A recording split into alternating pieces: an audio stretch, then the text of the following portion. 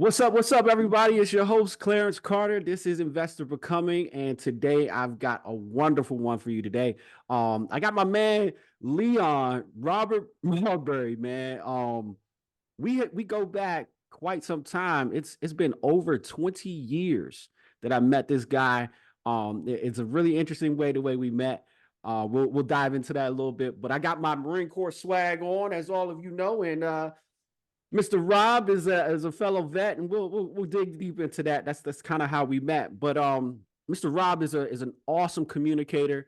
He is the owner and host and absolute fucking star of the Captain's Log podcast. They are at 158 episodes. I remember when my man started this thing, and he's just blown up from there. He's doing a lot of wonderful things. He's moved over into the media space where he's doing photography and videography for a lot of different shakers and movers in the DMV area. And I think soon to be just all over the nation. This guy is a Marine Corps vet. He's one of my best friends. Yo, welcome to the show. What's up, Rob? Ooh, hey, top tier introduction, top tier. All right, man. Thanks for having me, man. Glad to be here. That's what's up, man. I appreciate your time, brother, on this wonderful day. But dude, I got a lot of different topics to kind of kick at you today. But really, dude, I really want to let you know that I'm inspired by you. I've seen your growth. Dude, we met when I was 17 years old. I don't know if you knew how old I was back then, but You were 17. we were 17. You were 17 too? Yeah, you're a little bit older than me. You got me about a couple months. But dude, so talk to me about let's go right into the podcast, man. I'm really all about communication nowadays, and I see you as an expert in that area. With the Captain's Log, you're at 158 episodes. Dude, talk to me about the journey, and maybe you could start with the why. Why did you even start it? Okay. Well, you can blame the pandemic for the actual execution, but the podcast was an idea. The podcast was an idea before it was an idea. It all started from Instagram.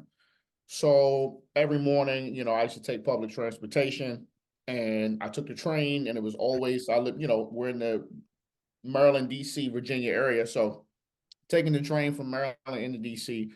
And, if you're from the area, if you know, you know. If you don't, it's always some crazy stuff going on. It's always some madness going on the train. I'm just trapped. I'm trying to get to work, but my job pays for my transportation. So that's just the way I go in. So I used to always come out of the train, and I had like a 2 block walk from the actual train station to my building. And I would always start it off with like Captain's Log, So I look at my phone as like my, digital diary that I would always just say what was going on. And I would say, let me tell you about this BS here. Do. So I did that pretty much every day I went to work for at least 3 or 4 years, to the point where, people started pinging me. People would ping me if I didn't do it, or if I was out sick or I didn't go to work. People were like, man, what's up, man? You ain't got nothing for us today, to the point where I didn't realize that people were actually like looking for this.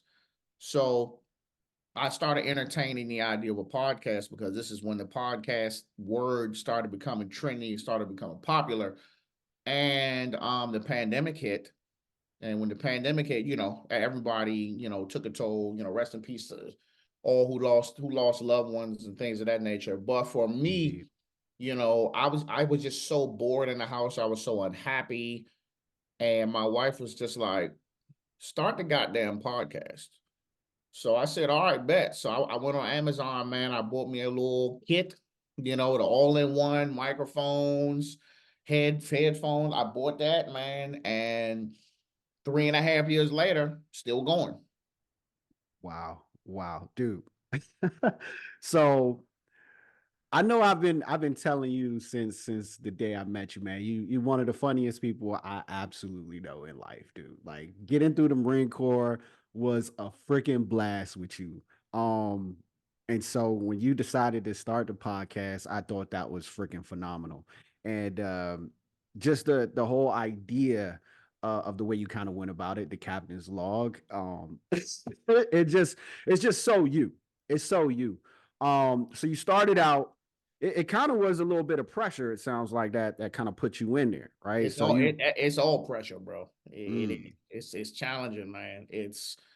I mean, we'll get into it, man, but it's more than just, buying a microphone and just talking. Like, we'll get I'll get into the process later on, but yeah, yeah, you definitely I'm an advocate of research, man. Like you have yeah. any endeavor you go, you take on, or business or project or just anything when it comes to you being creative, like research is number one to me.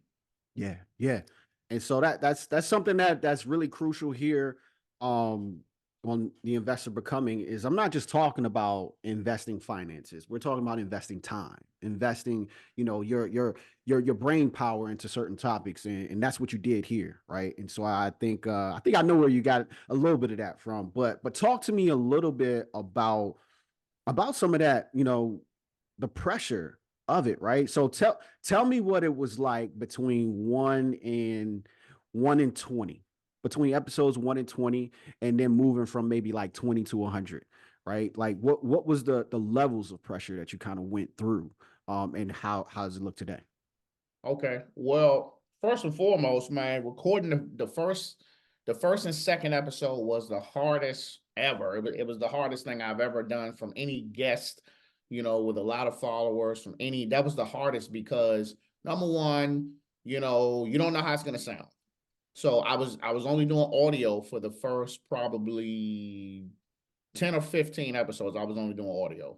And I actually flip-flopped back and forth. I started just doing audio, then I added video, and then I said video is too much. So I just went back to doing audio, and then everybody's like, "Where's the video?" So I had to go back to the video. But recording, making sure I had my notes together, making sure um the equipment that I was using at the time was up to date, making sure the room I was in was comfortable, just making sure that I wasn't sounding crazy, and I also wasn't not sounding the same way as I did sound as when I was on Instagram. So not losing my authenticity, my sense of humor, that was really important to me. So I was really nervous, and trust me, behind that microphone I was sweating, just wanting to make sure. So I think once I got from, you said 20 to up to 100, sheesh.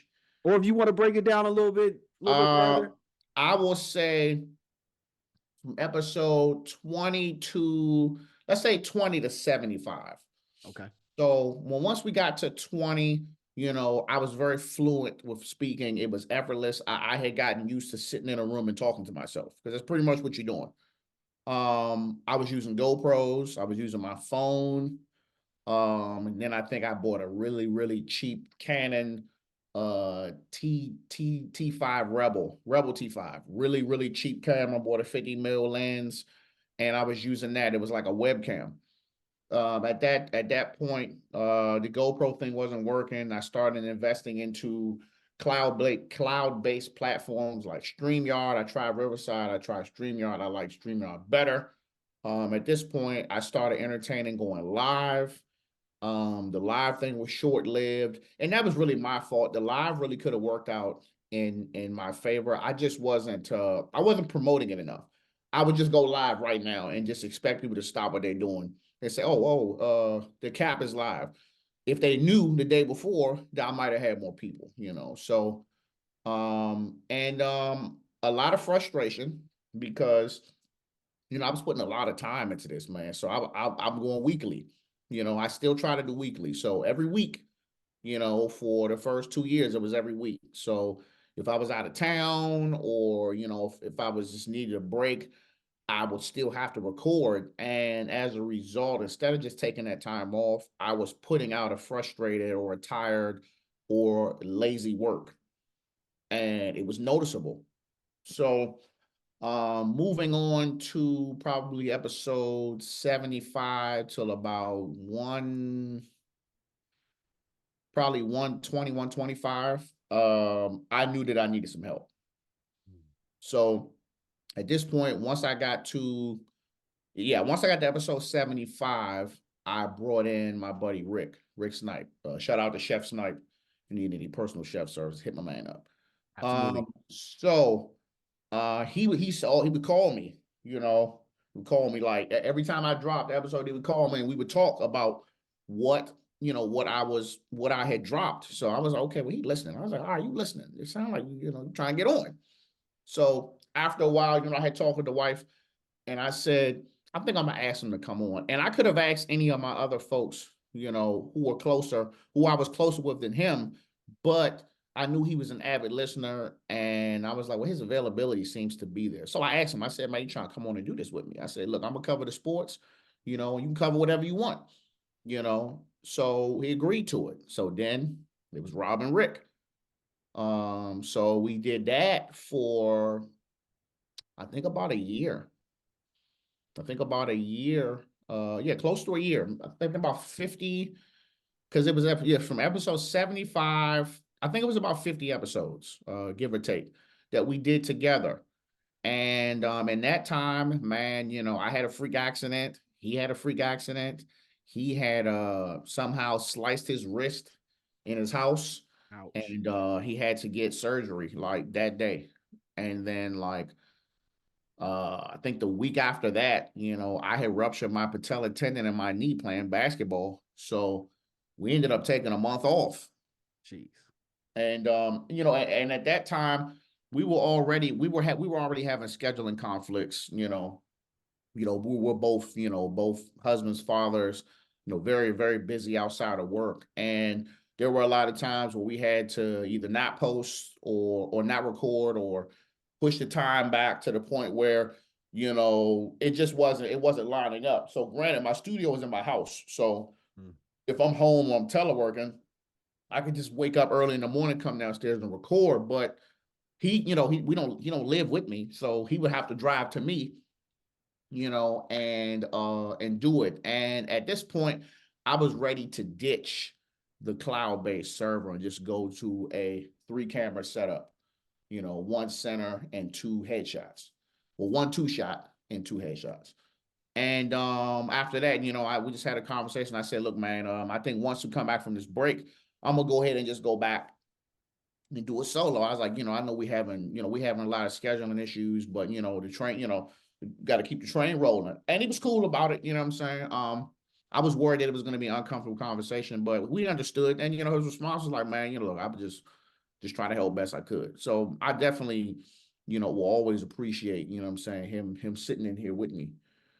So That's then as time goes by, and we'll get into this as well, I came to a crossroads where I needed to niche down. So niching down means you only cover one specific topic. So when I first started, I would do sports, I would do trending topics, I would do current events. Rick would do stuff going on in the area, what I'm saying, shootings and things of that nature. We were kind of like all over the place, which is cool. But, as time goes by, you'll realize that you're confusing your audience. So the people who are here, with me, but the people who are with me because, I'm talking sports, these are the people who don't go to ESPN or NFL or NBA. They just looking on my page because I'm always posting sports. So then if I'm posting sports, and then some current event, and then I have an interview with someone who, owns a plant shop or someone who's a personal trainer, they're going to be like, what are we doing? So then, so now my fan base is like this, so but I felt like I would be limiting myself if I did that. But after a while, after a lot of feedback, and just after me even going back to listening to my own stuff, I speak so fluently watching sports. I can not watch anything and just go watch highlights. And that'll be enough for me to come in here and talk and give, casual vibes and strong opinions on sports. That's my motto. I can come in here and just talk it effortlessly. So here we are now, episode 158. And I'm thinking of scaling back on the production side, just more so because it takes me a long time to edit. We'll talk about that too. So now I'm thinking about going back to a cloud base, just having one camera and just drop what I can drop and put it out. That way I can get out more content. Mm.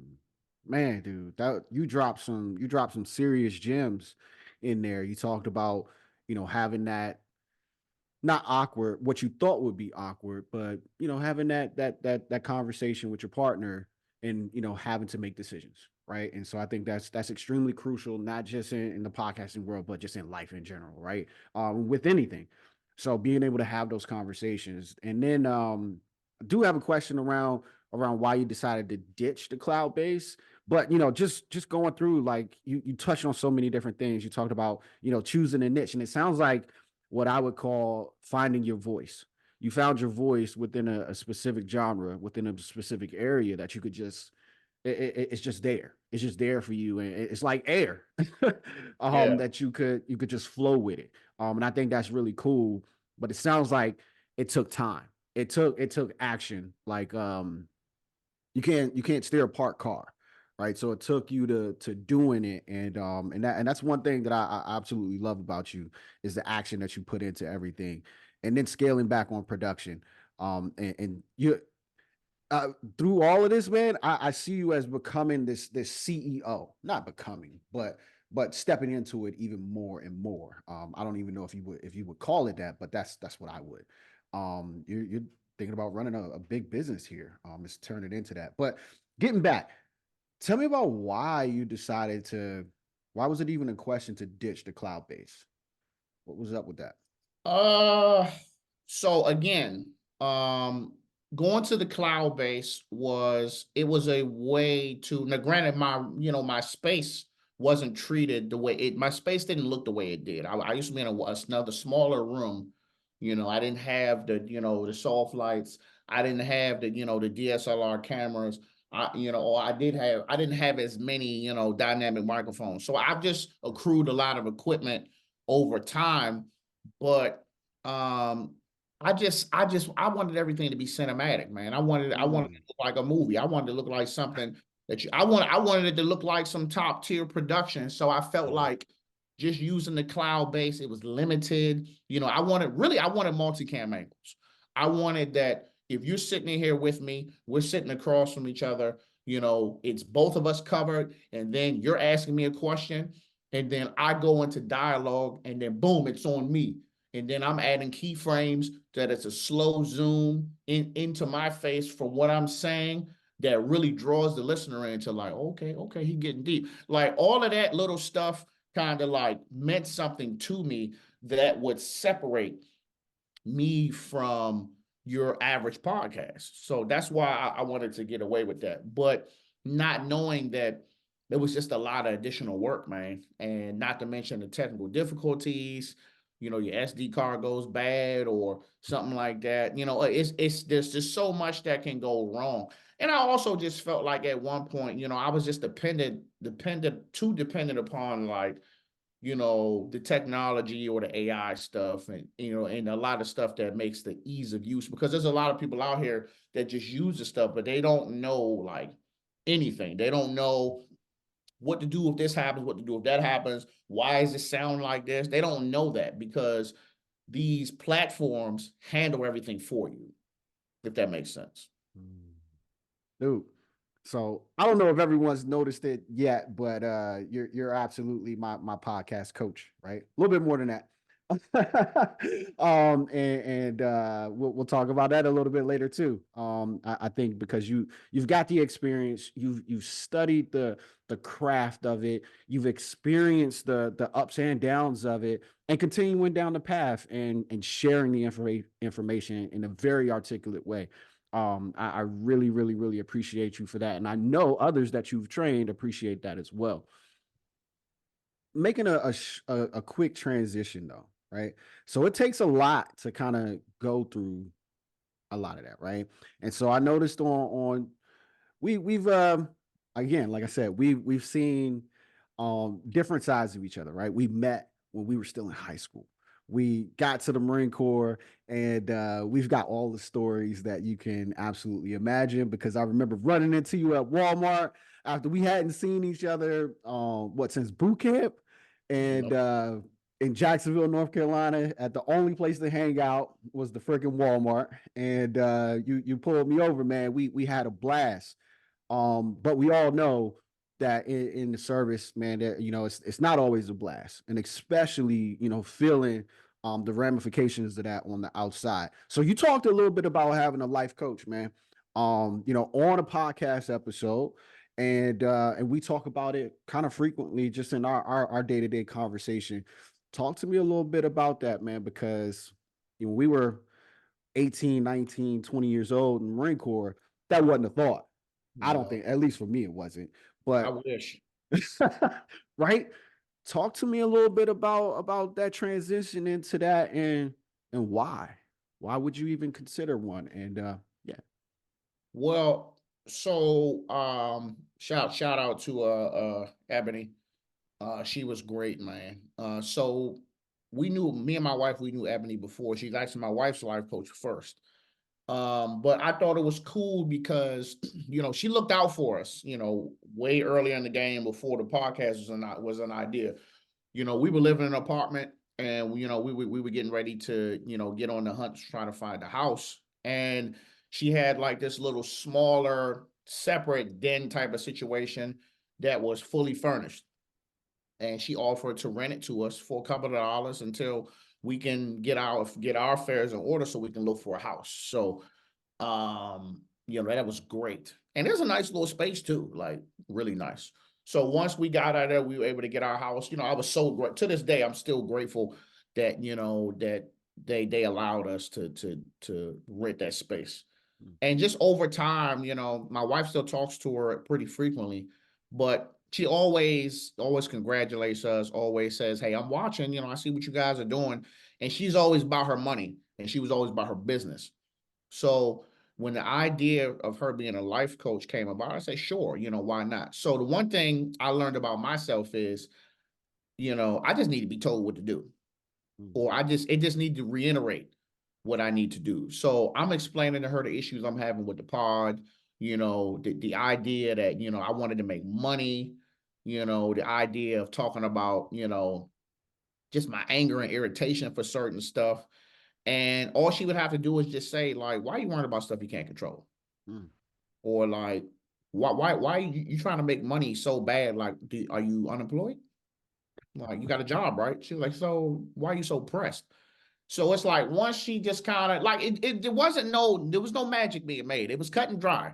But for some reason, and honestly, another thing I've learned is because I'm in therapy too, mental health therapy. I recommend that for everybody.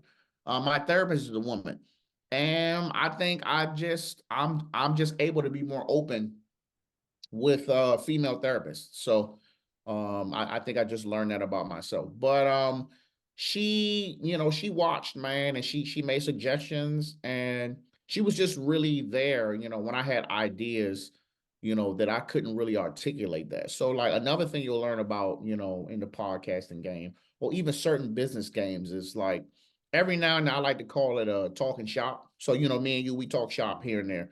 Like like how many people can you call and talk shop with? Mm. Not Like many. how many people can you call and talk shop that like understand the technicalities of like what you're trying to do? Like I can talk to my wife. Hey, this is what I'm trying to do. My wife is gonna listen because she's being supportive, but she don't really be knowing what the hell, everything that I'm saying. So to have someone who didn't really know what I meant, but then when the next time I talked to her was like, yeah, so I looked into some things. So I understand what you're saying about this, and this. That right there, that's kind of like, all right, you done won me over. I'm going to do anything you tell me at this point. So I just think that, having a life coach, it was that guidance that I needed. And I recommend it for everybody. I don't think it's something you need to do like every month or something, but I think it's like every once a couple of times a year or every other year, you should definitely have somebody that you can kind of sit down and just revisit, previous conversational goals. Or if you're going to somebody else, hey, this is what I talked to the last person about. And it's just kind of updating someone for them to, put those checks in the boxes and saying, all right, well, this is what you said you was going to do. What happened? Mm, Because a lot of times she'll be like, well, you said you was going to do this. What happened? She's like, so just do it. mm. So that's really my best example I can give of it, man. Just someone just to really just to reiterate what you already know you need to do. Wow, dude. I mean, you scratched on something in the beginning of that, that cut real deep, to me, and it's not talked about a lot in the military, aspect of things, where we're looked at as leaders, right? Marine Corps, we lead the charge and blah blah blah, all that good shit, right? And it's true, but at the same time, you said, I think word for word, that you need to be told what to do, and that comes from that. I mean, shit, man. As enlisted, right? I can't speak for those that are, officers or anything like that. But as enlisted members, it's ingrained into us Like to be, you supposed to know. Yeah, yeah, right, yeah. to execute on what these things are that you need to do.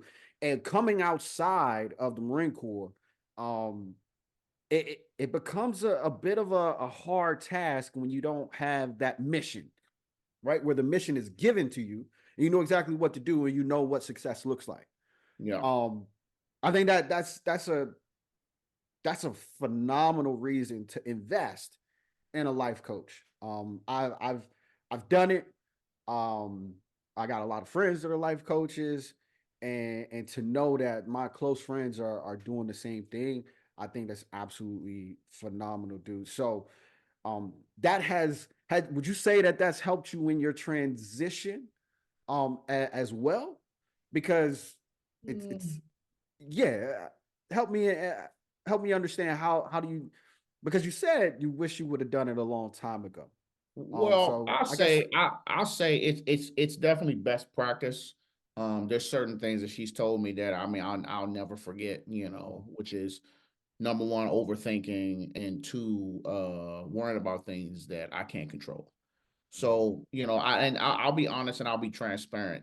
At one point, last year, I used to be in the window, looking at other podcasts. mm, And in my head, I used to be like, this shit is trash. You know what I'm saying? And it will be trash to me. It will be trash from the audio to the video to the topics to the transitions to the social media postings. I would just think like, bro, this is trash. But then I look at them views and the views is up. So I'm mm, like, bro, what am I doing? What am I not doing? Like, why is this shit up and it's not? And to a point where when some of these people were in the same category as me, I wouldn't I wouldn't speak on it because I'm like, well, they didn't already just spoke on it. Why would I do it? They didn't already took the views. And then she's like, do y'all share audience? mm, She's like, y'all on the same network or something. She's like, well, who cares? She's like, but you got people who want to hear you. She's like, it don't matter if knock on wood, something happens to the president, and if that's in your realm, people want to hear how you feel about it. He's like, so again, stop worrying about stuff that you can't control and go from there. And now, I'll still see it and I'll be like, well, that look a little crazy. But I try not to let it dictate, how it works on my platform. So definitely best practices is something that I carry with me to this day. mm. Dude, I love that. I love that. I think we had talked about this, once before. Was, what is it? What frustrates you, um, is your greatness, right? Finding those things that irritate you. It may be the very thing that you're, called to do better, right? Or maybe not better, because that's still comparing, but do in a way that's you, Mm-hmm. because others, want that or need that.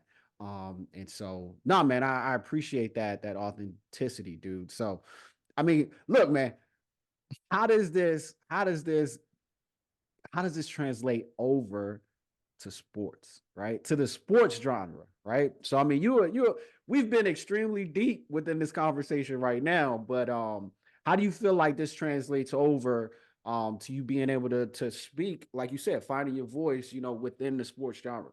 Like, help to connect the dots for me real quick. Well, I feel the way I feel. Yo. Listen. I'm a Commanders fan. I'm a Wizards fan. I'm a home team type of guy. I'm loyal to the soil. So no matter how bad my team is playing, I'm always gonna cover it. Same here, but damn. But the way I Wow. cover it, it's different. Some days I might come on, I might give you some stats and say, hey, yeah, Sam Howell, we had 3 touchdowns, 320 yards, 98% QBR. I might come in here and say, man, Sam Howell playing like some shit. You need to fire the fucking coach. Like, I might be going that way. You know what I'm saying? But Yeah. after a while, it took me a while to be comfortable to say that, because every now and then, man, you're gonna have that one post that's gonna catch fire. And as much as everybody want to go viral and everybody want to blow up, are you ready for the comment section? Everybody's not gonna agree with you. So it's like, once it took me, every now and then, man, I'll get a comment, strike a nerve a little bit. I'm like, this, Yeah. either scroll past or block them, So, Wow. if that makes sense. It does. It does. It does, man. I hope everybody's really getting this, man, and seeing that translation over. But I gotta ask you, you think Rivera need to go? He's gone. He's gone. Where you been? He gone. They got rid of him like 2 No days after way. the season was over. He gone. Bro, come Yes, on, we hired a man. new GM, and we interviewing coaches. Definitely a new GM that was needed. But I mean, Rivera was. Do you feel like he was put in Won the 4 right games. position We though? won 4 games. But do you feel 4. like he was given the right tools, man? Bro, Like, he had 4 years to figure it out. 4. That's a lot of time, bro, he's got a ring.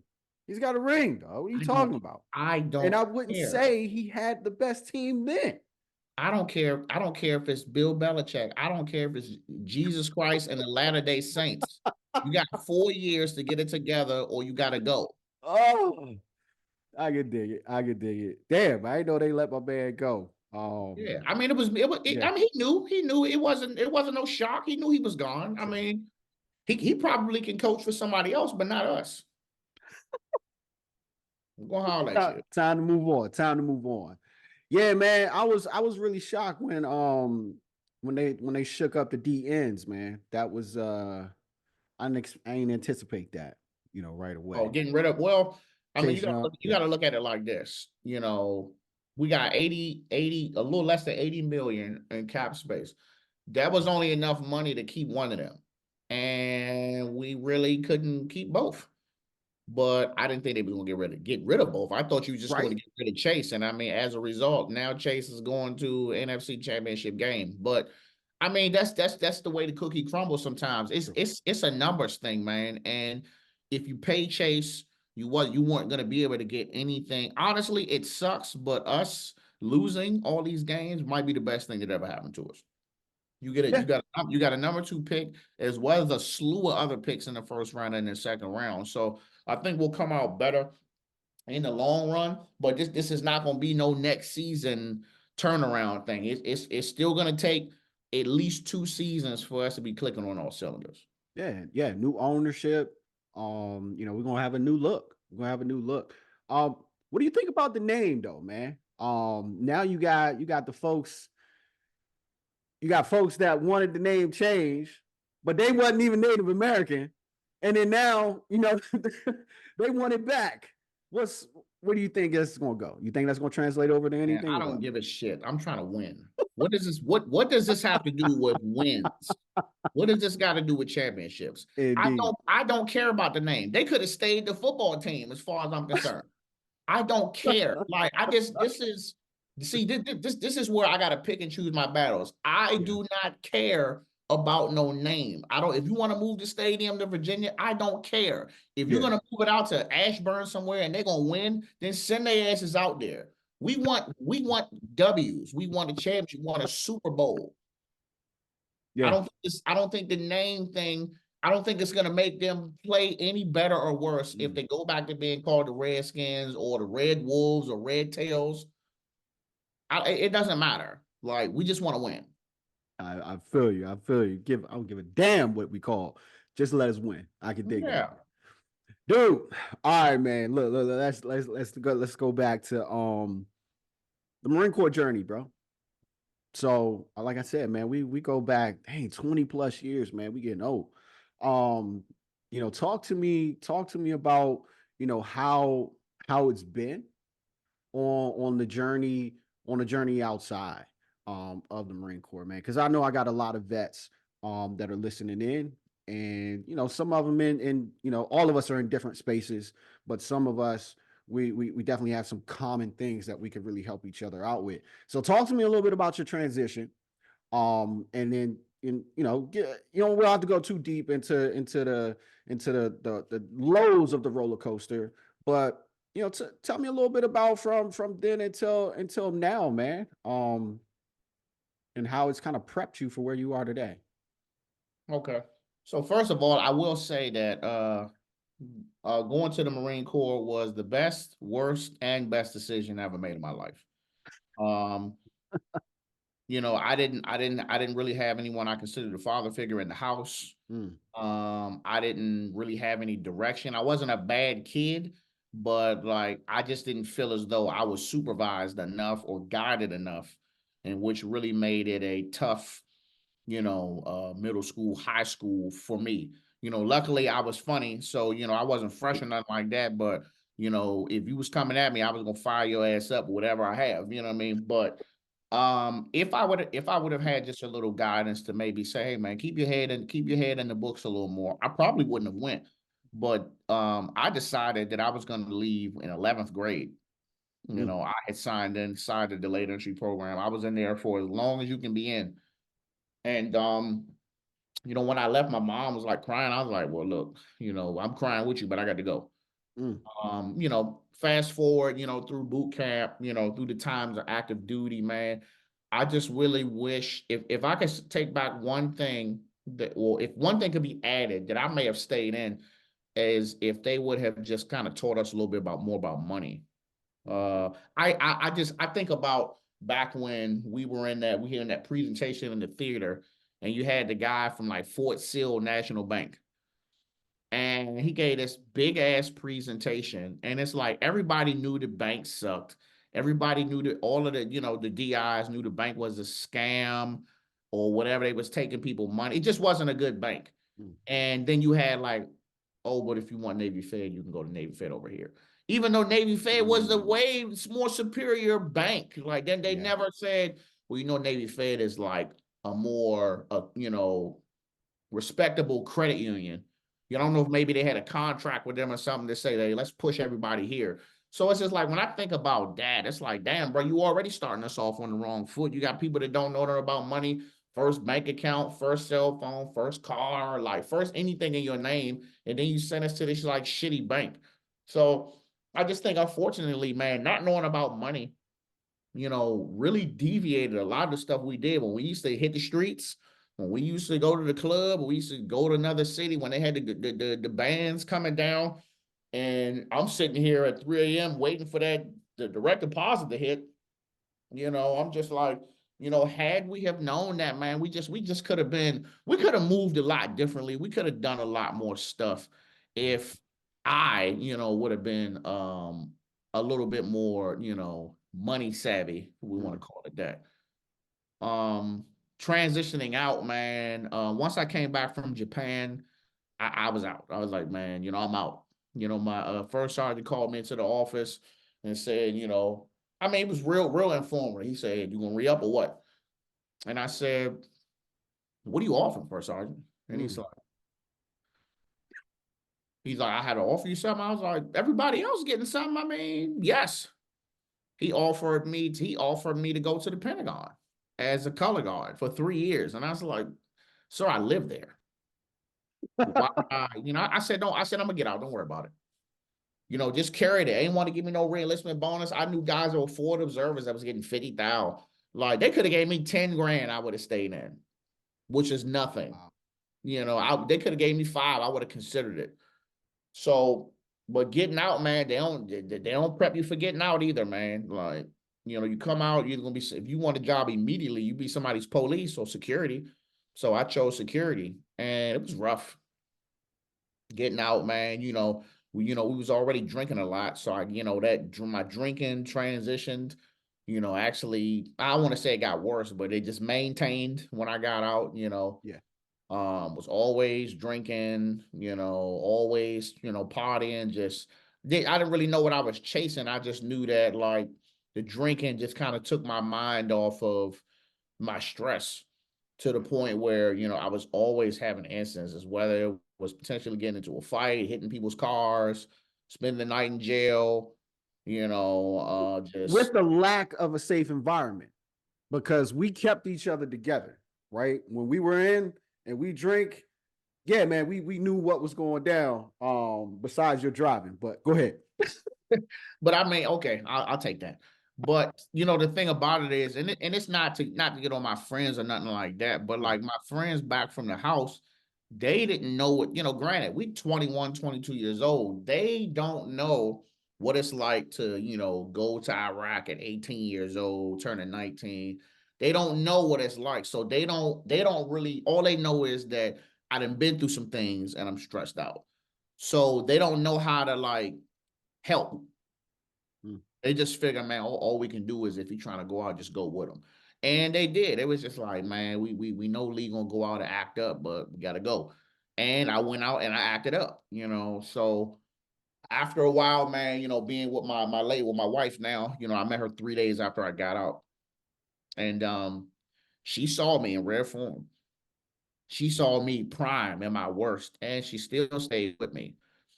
Car got shot up and thrown out of the clubs, throwing up all the time. And once I started working, I mean, I'm getting some money, but I was the worst part about getting out, man, is just going right back home. Mm. Like going, so I'm back home, back in mom's house. I'm sleeping on the Wow. floor. So I'm like, damn, bro, it seemed like I didn't even do nothing. Mm. You went in for 4 years, you went and served your country. You think you get out and you like this big somebody, you just a regular person Mm. on the street. Half the time, I wasn't boasting that I was in the military. Man, I was getting pulled over by the police.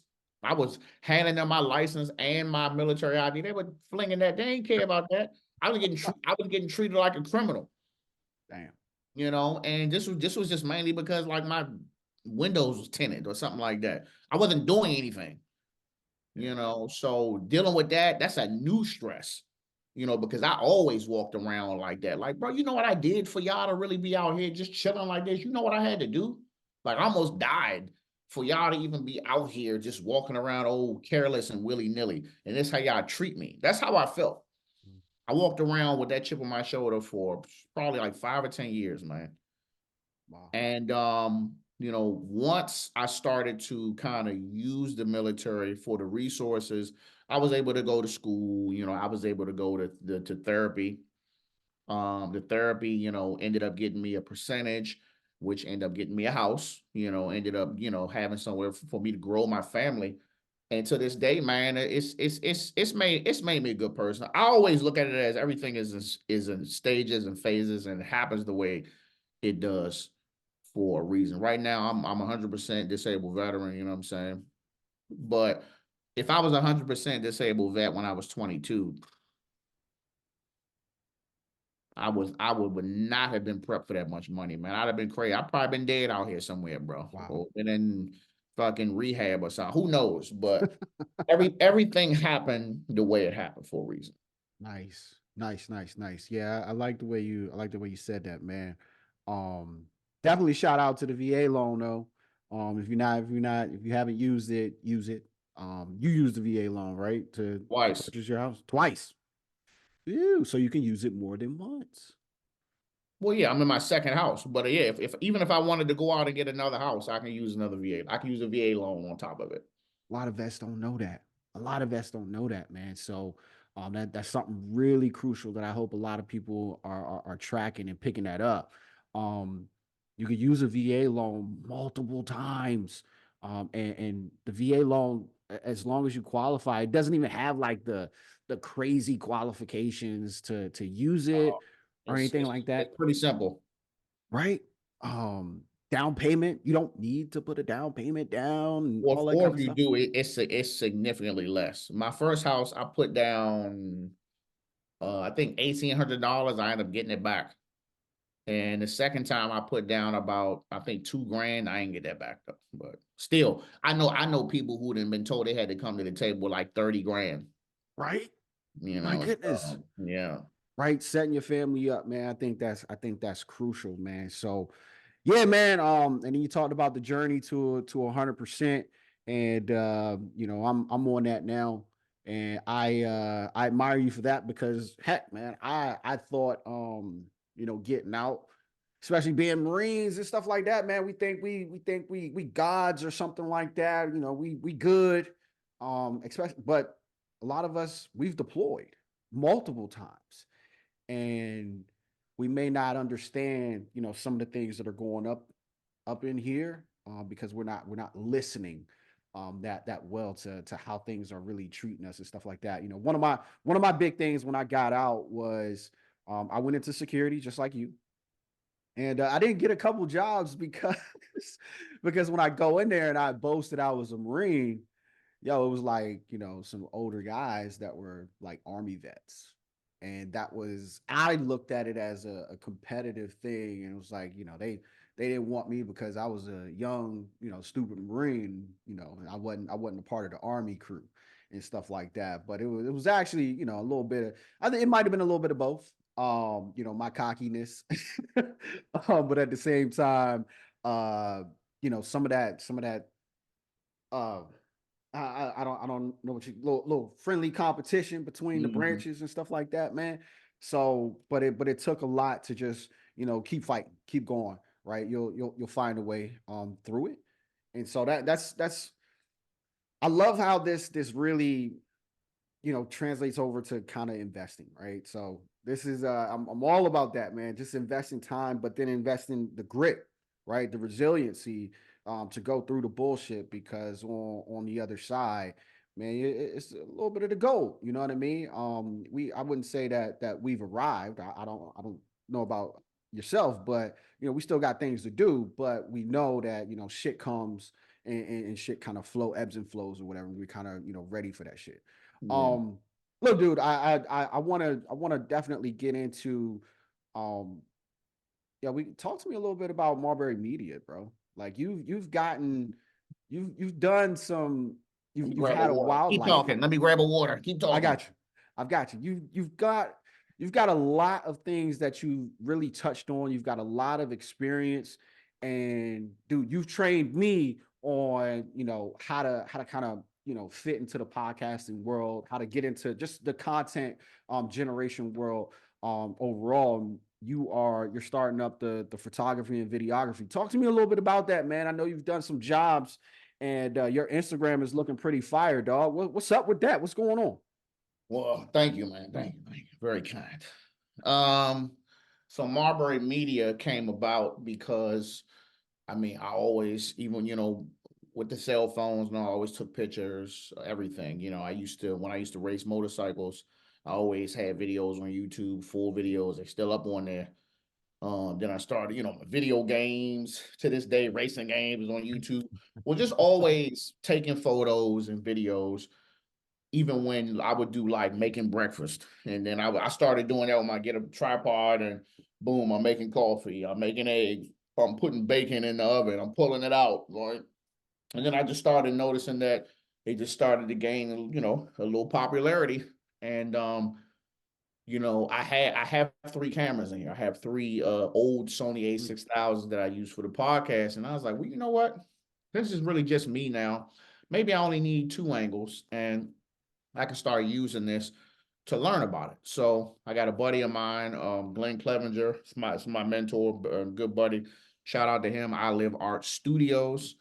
Um, he started getting me hip, man, and started saying, "Hey, man, you want to come on a shoot with me?" So I would go on the shoots with him, and I would just watch him in action to the point where, you know, close friends of mine say, "Hey, man, you want to shoot my daughter's party?" So I would go in there, I would do my thing, and deliver the product, and they like, "Oh man, these are dope." So once I saw that damn, this is kind of easy. I said, well, all right, let's go ahead and make an investment. So I went and spent a couple of stacks on a full frame, camera that I can make a real movie with, and I started using that, and I created the brand Marbury Media. I went on Canva, I typed in the joint, and just started looking for some ideas, and I said, this is cool. I picked it, established 2023, and this is what I'm doing now. So I've been full speed on that for the last probably 2-3 months, and I've done probably 3 photo shoots, and I've done 1 video shoot. Mm, dude, that's all right, man. Tell me how, because you're a very analytical person. I don't know if you would say that. But the way I kind of look at it is you're extremely analytical. You go into something, but then you go into something with a force, like a Marine, and really dive deep into the knowledge of it. Um, how do you balance it all, dude? Like you got a family. Ain't no You got balance. okay, all right. Let me just cut you off. Listen, ain't no balance. If you try to, unless I got a full-time job. I'm a government employee. You know what I'm saying? I'm in facility management, and I had to pick and choose my battles. I know my son got basketball practice twice a week. I know my daughter want to play soccer in the spring. I know my wife, get home later than me. I know I got the dog in here. I have to pick and choose. I got to say, look, I'm gonna have to go to bed early tonight, because when I get on the commuter bus in the morning, I'm researching, I'm getting notes together. I'm taking photos that I took a while ago. I'm prepping them to post them. I'm having a consultation with a person to see if they want to do a video shoot, for New Year's Eve. It's just the time that you have that you would be doing nothing, you don't have it no more. So like for me, when I wasn't doing anything, I would just be playing PlayStation, or I'd be out on a motorcycle, or like I'd be at the bar, or like I just wouldn't be in the house. I don't have that time anymore, because we are very active, a husband and wife and parents. We keep our kids in something all year round, whether it's bowling, basketball, lacrosse, dance, and we still have our date nights.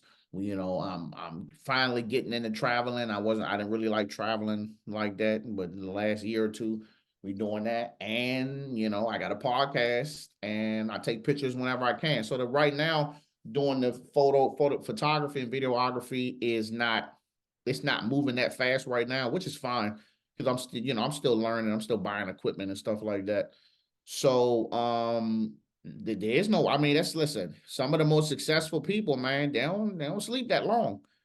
You don't need 8 hours to get the job done. You get you about between 5 and 6 hours. That's more than enough time for you to get up and conquer the day. Dude, that's what the fuck I'm talking about. Ain't no balance, man. That might be the title of this joint. I don't know. But my man, look, tell the people how they can find the podcast. Tell them what they need to get up with you. So you could, shoot them up real But quick. What's up? So on the podcast side, man, you can find me on Instagram, you can find me on TikTok, you can find me on YouTube. It's all Captain's Log Podcast. It's one word. Casual vibes, strong opinions on sports, covering football and basketball, weekly drops. It used to be every Tuesday, but life be life, and so you get it when you get it. Um, Photography side, man, is Marbury Media, Marbury Media, all one word. It's the blue and red logo, for hire, for photography, videography. I ain't doing no weddings or nothing like that. That's a little too big for me right now. But if just, you got a little party, or you want to take some pictures outside, because I ain't locked in no studio yet. You can get with me on there, DM me. I'm cheap right now, because I'm just starting. Prices going up by about the summertime. And I ain't no podcast coach or nothing like that. But if you're a friend of CJ's, and what I'm saying, you need an idea, you trying to start a podcast, man, I can point you in the right direction. Absolutely, man. We're gonna link to everything in the show notes. Dude, I think this was phenomenal. This won't be the last time either, brother. I appreciate you spending some time with me. Um, Tell me a message that you would want to leave the crew, right? So a lot of my folks are they're military vets, they're people that focus on investing in all types of things in their own business, in real estate, in private equity, all types of things. What type of message do you leave your people, and what would you leave these people here? You mean as far as someone who wants to get into what I'm doing? Exactly. So and and Um, and even past that, man, because you're way more than any just one particular thing. But yeah, somebody that wants to get into podcasting and then even bigger than that. okay. For those who are trying to get into podcasting or media, you need to become a subject matter expert. Mm, You need to research. And I'm not saying like follow the trends of what everybody's doing. Like if you try to buy a piece of equipment, you need to know you need to know what it does before you buy it. You need to check reviews. You need to check YouTube. YouTube is key. YouTube University or even Reddit. I don't recommend these like Facebook support groups because a lot of times people shit on you when you come in there or you ask a question that they feel is dumb. But like YouTube, just go on there. There's plenty of people out here that have been there, done that, tried this equipment or these platforms or just any form or your strategic way of doing things. Somebody's already done it. So always look that up. And I would say once you get into the realm, I need you to give me 100 episodes that nobody's gonna listen to. okay. I'm taking that. I'm taking that for the good man, Kev on stage. If you can do 100 podcast episodes, whether that's audio or video or both, if you can do 100 without giving up, without feeling like giving up, without questioning why is nobody listening to it, or like where's everybody at? I'm trying to make some money. If you can do 100, you'll be good. Because I'm gonna tell you right now, I was reading a post, and I was reading a post from Nikki Saunders. She's a content creator influencer. Look her up, pretty good. She had made something on Threads saying that is podcasting dead, and someone went in there and said that the production has dropped, significantly. But you know why that is? Because a lot of people come in thinking this is easy, realizing that it's more than just pressing record and talking. You actually got to know what you're talking about. You got to know when to pivot. You got to know when it's time to upgrade. You got to know when it's time to downgrade. Mm, You got to know when you might need to be somewhere. You got to know. You have to know a lot. You have to know. And if you don't, you're going to get left by the wayside until you got thousands of dollars of equipment collecting dust. mm. Wow. So you always have to be a student of the game. And that's anything. That's anything that you going out here and someone wants to potentially pay you or sponsor you. You got to know what you're doing. Simple as that. And your viewers and your listeners know. Just because it's this average Joe who's a truck driver or just someone who got a long commute to work every day and they listening to you, they know if you know what you're talking about or not. I listen to this guy, School of Podcasting. I listen to him just because, you know, for the longest, I wouldn't listen to watch podcasts because I was so critical of the production. Now I can just listen to him because he talks about podcasting and he can take my mind off of what I'm constantly looking for, and I can just sit back and enjoy. So you all listen, you have to constantly educate yourself. Technology is changing every day in the podcasting realm. A lot of these just another thing like YouTube right now has pretty much taken over podcasting. Majority of the people who listen or watch podcasts is on YouTube now. You have an option to upload your RSS feed and you can have your audio only. So even if you don't have video, you can still have audio only. People have YouTube music apps on their phone and they listen to podcasts on there. That is easy peasy. And I've already got a couple of hundred downloads or views just based off of that. So like you have to pay attention to this stuff or you will get left by the wayside. So you can mess around and you could have done 100 episodes, but because you're just doing it, you're not keeping your ear to the streets and you're wondering where your audience is, they can't find you because there's something that you're not doing. Wow. Wow. Dude, that's powerful, man. Keep your ear to the streets, become a subject matter expert, and take the fucking challenge. 100 episodes, even if there's no one listening. Bro, that's powerful, man. I accepted. I accepted it a little while ago. So I'm on my way, man. I'm on my way. Bro, I appreciate your time. Again, we'll link up with how folks can reach out to you in the show notes. The host of Captain's Log and my man, Rob. I appreciate you, bro. Thanks for having me, man. Thank you all. My guy. All right. All right, people. This is Clarence Carter, your host. We had a fantastic episode today with my man Rob, the host of Captain's Log. We'll chat with you soon. Peace.